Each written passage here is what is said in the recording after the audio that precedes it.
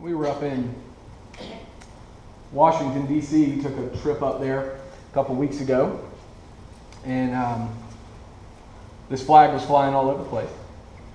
June is officially, I didn't know this is official, but it's officially Gay Pride Month. I got on, and it's on the Library of Congress's website, and so that's, it's official, I guess, for this country anyway. And so this flag was all over the place.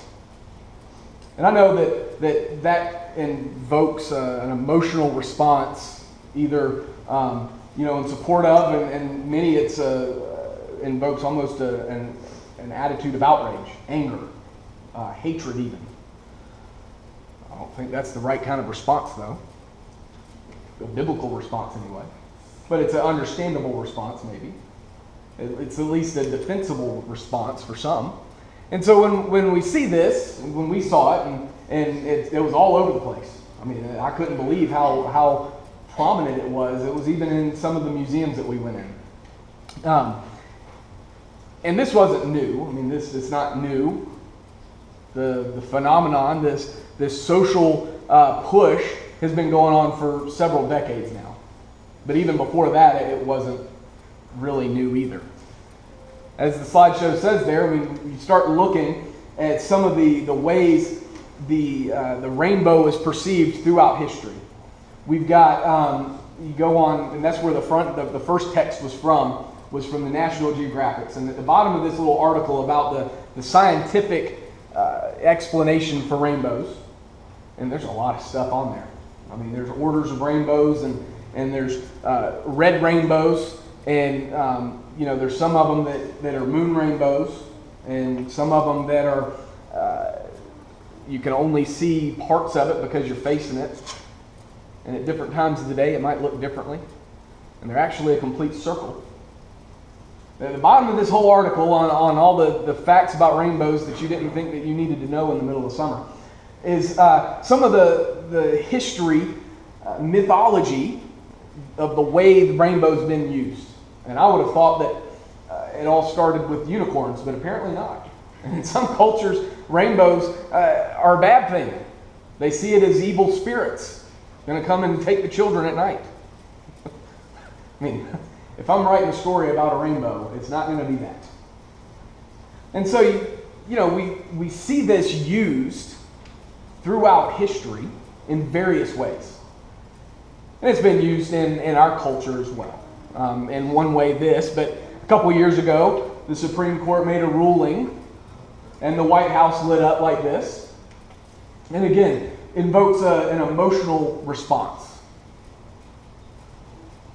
But really, what's the sign of the rainbow? Oh, the Christian, I think that maybe but I know that if my mom had come home with a new school shirt for me to wear that had a rainbow on it, I'm not wearing that, Mom. I'm not a t-shirt and rainbow wearing kind of guy. Unless it's like a unicorn, doing something awesome on it at the same time. But when we see the rainbow now in popular culture, that's not really what you think. And I got this picture, and the slideshow is going to start going. I'm not going to really reference it anymore. It'll be a series of pictures. Some of them will be the red rainbow that I mentioned, and a moon bow that is made from moonlight, but the moon doesn't produce light, so it's really sunlight still, but it's from a moon, the moon. Most of them, I think all of them are real, but this one's definitely, but they don't look real. And really, photographs, when you take the picture of a rainbow, and when people post them on Facebook or whatever it is, they're like, oh, it doesn't even do it justice. No, it doesn't. The camera doesn't do it justice. It looks washed out compared to what the real deal looks like.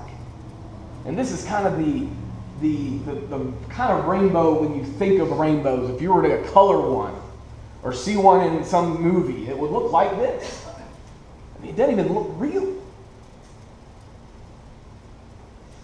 And not to suggest that the Genesis account that we're going to look at this morning, that God created the rainbow at that point in time. It's possible that rainbows existed before that.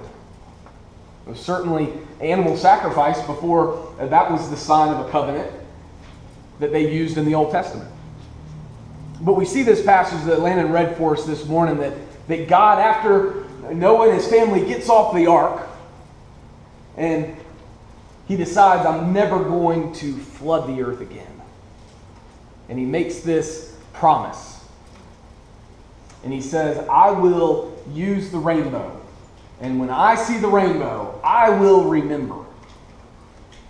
God really need to remember? I mean, does he forget stuff? I don't think that it's so much that he forgets. It's that it's there for us.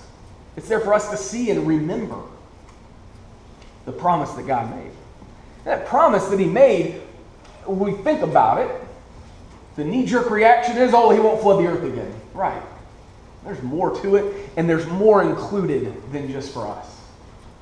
Let's go back to Genesis, if you've turned away from there, and look at some of the passages there. I know we've looked at Noah, it's been a while now, but I really enjoy looking through this account of Noah. There's so many ways that we can go about studying this scene in the Old Testament of the flood and why it happened and who was involved and what happened after. But we see Noah getting on the ark after God had made this prophecy to him, told him what was going to happen. And God had decided the earth, the people that were in it, had gotten to the point where they were so wicked that every thought and intent in the heart of man was wicked. And so we're going to destroy them all, except for Noah and his family. And so as God says, build an ark, and I'm going to flood the earth, Noah had never seen it before. And he's there building the ark, and we find out afterwards, Noah and his family get off the ark, and the first thing after they make sacrifices, he starts making a farm. Because that's what he did before. That's what his father did. Noah wasn't a carpenter. He builds this ark that was seaworthy enough to hold him and a whole bunch of animals. And so we see them get on the ark, and God shuts them in, and the waters come and flood the earth over the tallest mountains. But then after it was all done, after the 40 days, we see in Genesis 8 that he opens up the window and takes his first breath of fresh air in more than 40 days with all those stinking animals and what was down at the bottom of that ark. And he lets the raven out. And the raven doesn't come back. And I always kind of, just sidebar here, wonder why he let the raven out. Because it didn't come back. I kind of wonder if it was just one of those annoying birds that you wanted to get rid of. Like, you know what? You go figure it out. And it didn't come back. The dove came back, and it didn't bring anything. He sent it out again, and 7 days later, and it brought back the olive branch. And they sent it out again, and it didn't come back. And so they're like, all right, we can get off the ark. The first thing they do, Genesis 8, is they make a sacrifice to God. And the scriptures there, if you go down near the end of chapter 8, verse 20, he builds the altar. He took some of the clean animals and of the birds, and he burned them on the altar. And in verse 21, when the Lord smelled the pleasing aroma, the Lord said in his heart, and this is God talking to himself, I will never again curse the ground because of man. That is unconditional. Nowhere in the following passages do we see God say, I'm never going to do this again unless they do this. Unless they get this bad, then I'll do it again.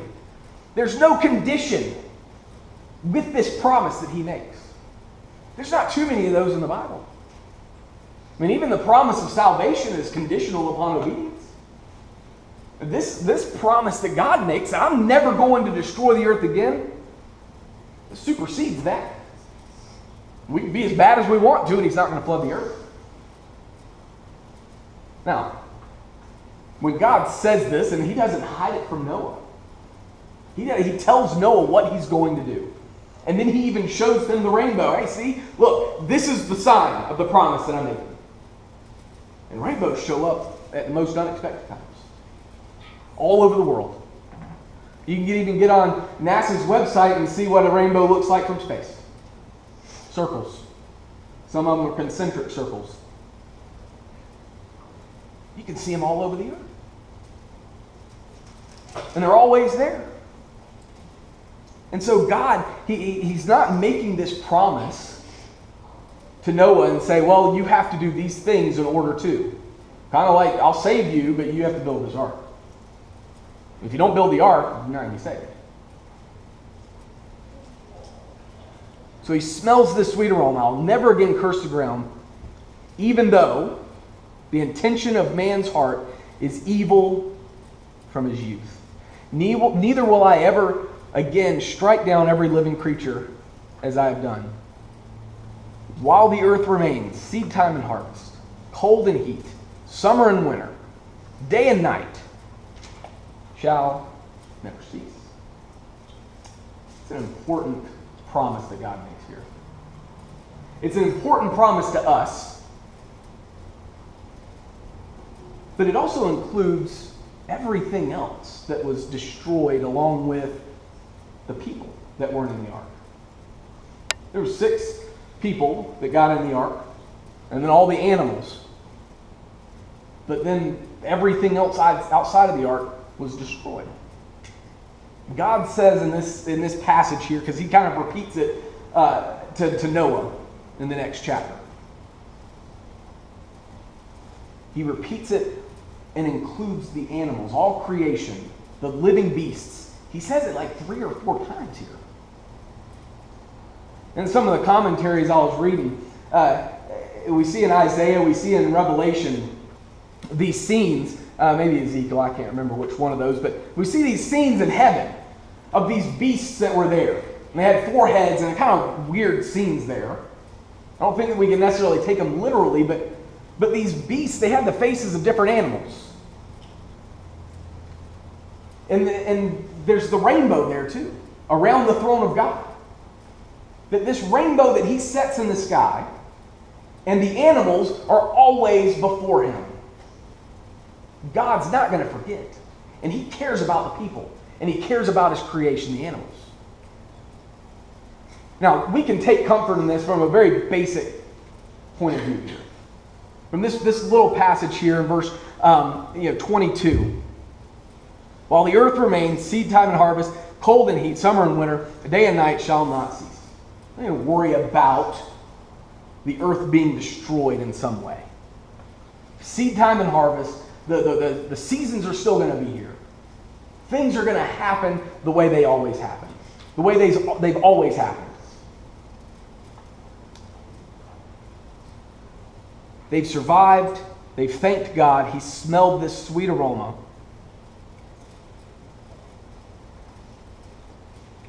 And this promise that he makes here is just important as it was 6,000 years ago when it was made. It's just important today. I mean, I don't know there's any scientific argument out there for climate change that the whole earth is going to be completely flooded again. It might say that it's going to rise up and Florida is going to be mostly underwater unless you're down in central Florida where it's, highish. I don't think anybody's claiming that the tallest mountain of the earth is going to be covered up with water.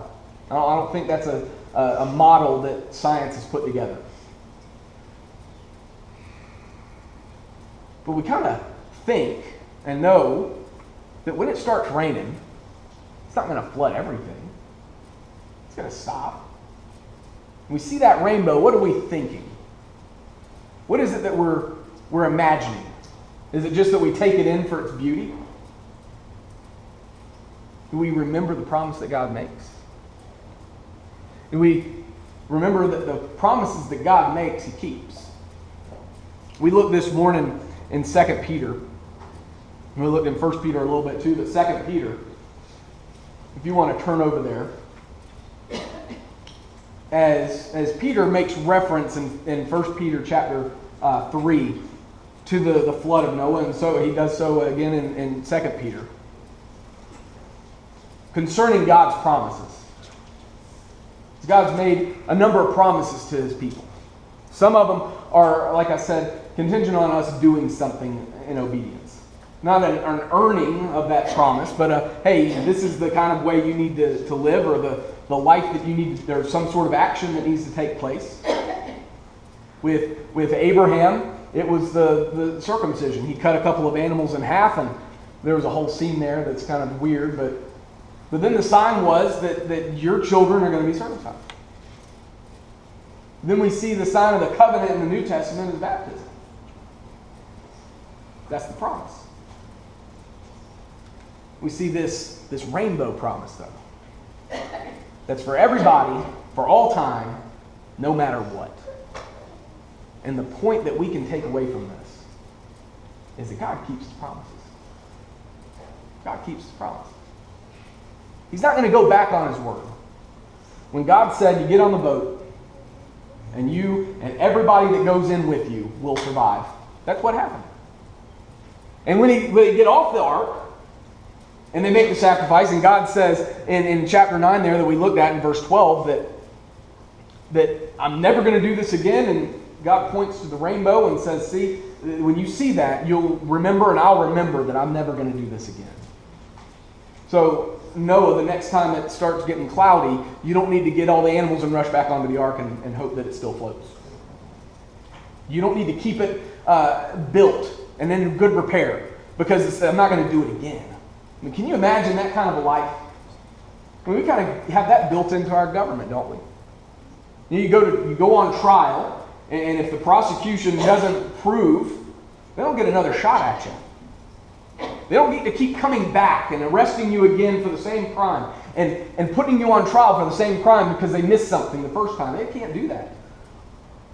God's not telling us, hey, if you mess up and it gets so bad, then watch out. When the storm clouds come, you better hope somebody built an ark and you get on it. It's not the kind of God He is. It's the kind of God that shows grace and mercy.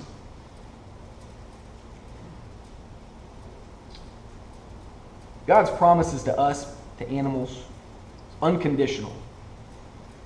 And I'm going to apply this a little bit outside of the physical flood. And I think it applies. We look at 1 Corinthians chapter 10, verse 13. We'll come back to 2 Peter. I forgot about this part. But while God makes this promise, He's never going to flood the earth, and we don't need to worry about these storms coming up, He also makes that promise to us about just life. I appreciated singing Be With Me, Lord, this morning. Bob asked me if I had any songs, and I didn't get back to him. And the only one I could think of, I didn't want to sing. I wouldn't want to lead it because it's hard. But Be With Me, Lord's a good one. While God makes the promise using the rainbow, sometimes we have these storms in life. Sometimes we think that things are getting so bad that our enemies are crowding in around us and there's no escape. God promises that He's always going to provide an escape. Maybe we can look to the rainbow and remember that too. That while there was a storm coming that you couldn't escape unless you were on the ark, there was a way out. There was a way.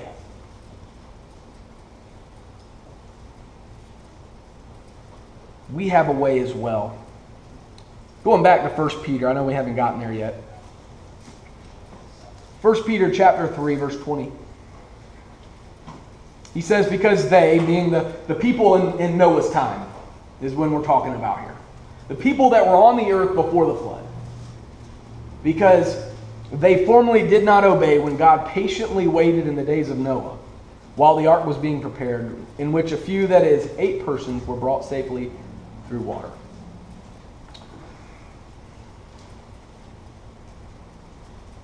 We're going to look at 2 Peter in just a minute. God's not slack concerning His promise, as some count slackness. He says before he gets, Peter says that, he says, a day is like 1,000 years, and 1,000 years is like a day to the Lord.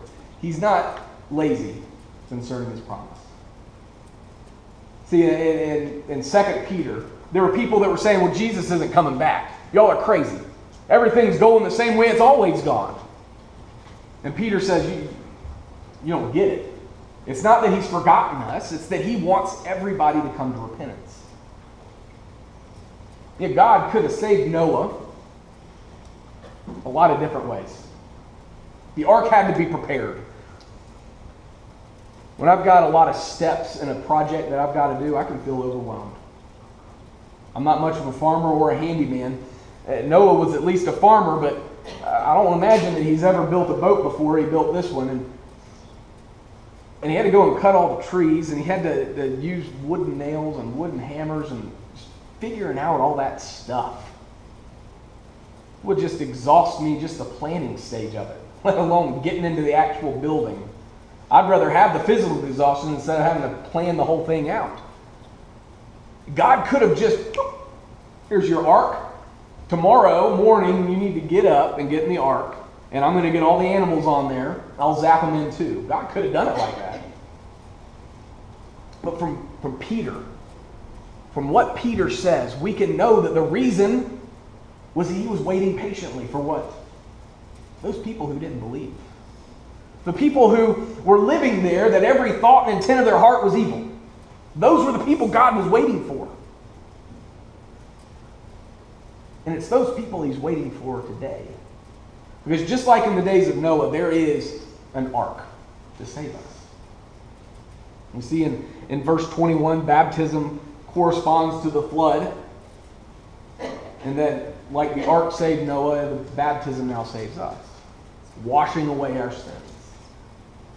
The only salvation for those in Noah's day was for them to get on the ark. They had plenty of time. The whole time Noah was building, he was preaching to them. And when they get off, they're told, I'm going to be with you. I'm not going to forget you. And I'm going to show you that by remembering this when I see the rainbow.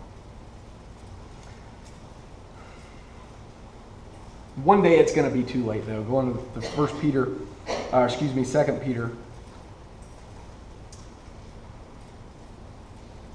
Peter chapter 3 now. I wrote the wrong one down here.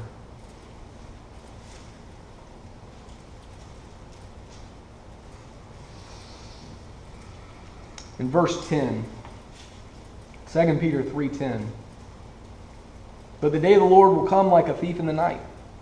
Then the heavens will pass away with a roar, and the heavenly bodies will be burned up and dissolved. And the earth and the works that are done on it will be exposed. It's coming a day when there's not going to be any more time. God's put the rainbow in the sky to remind us that, hey, he's not going to destroy the earth with water again. There's coming a time when the door of the ark is going to be closed and you can't get it in anymore. You see the rainbow, and it doesn't matter in what form. It could be one of these. You know, some of these and like that one, you kind of see the double rainbow. You can see it real clearly in that one. It could be one of those ones at sunset that's kind of red. And there's a reason for that I don't know, you might find interesting. I didn't. There's a reason why all these rainbows look the way they look.